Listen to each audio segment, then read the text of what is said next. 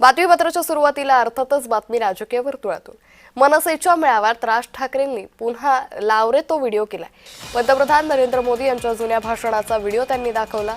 महाराष्ट्रात जवळपास 96 लाख खोटे मतदार आहे। आयोगाला प्रश्न विचारला तर सत्ताधारी उत्तर देतात। यादा दुरुस्त झाल्याशिवाय मतदान घेऊनच दाखवा असं राज ठाकरे यांनी आवाहन केलंय। या लोकांनी शेड खाऊन ठेवलं ना, सगळ्या गोष्टी बाहेर येतील, बरोबर बाहेर येतील, येतातच आहेत, सगळेजण आणतातच आहेत। सगळ्या महाराष्ट्रभर हे सगळं सुरू झालं पाहिजे। आणि फक्त आपल्याच पक्षासाठी नाही म्हणत मी, इतर पक्षांनी देखील प्रत्येक घराघरामध्ये गेलं पाहिजे, तपासलं पाहिजे।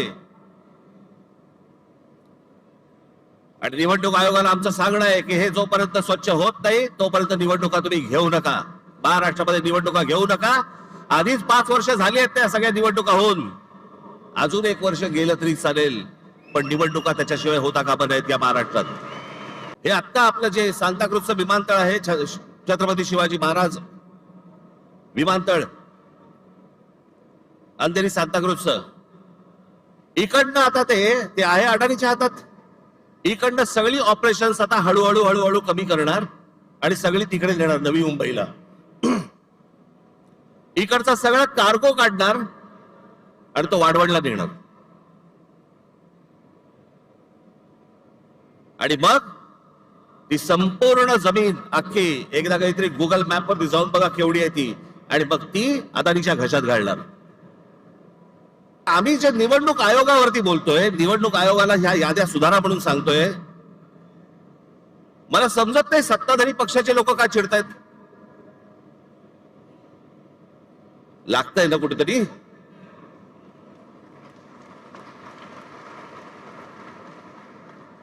आम्ही निवडणूक आयोगाला प्रश्न विचारले की सत्ताधारी उत्तर देतात। तुम्हाला कोण विचारलं?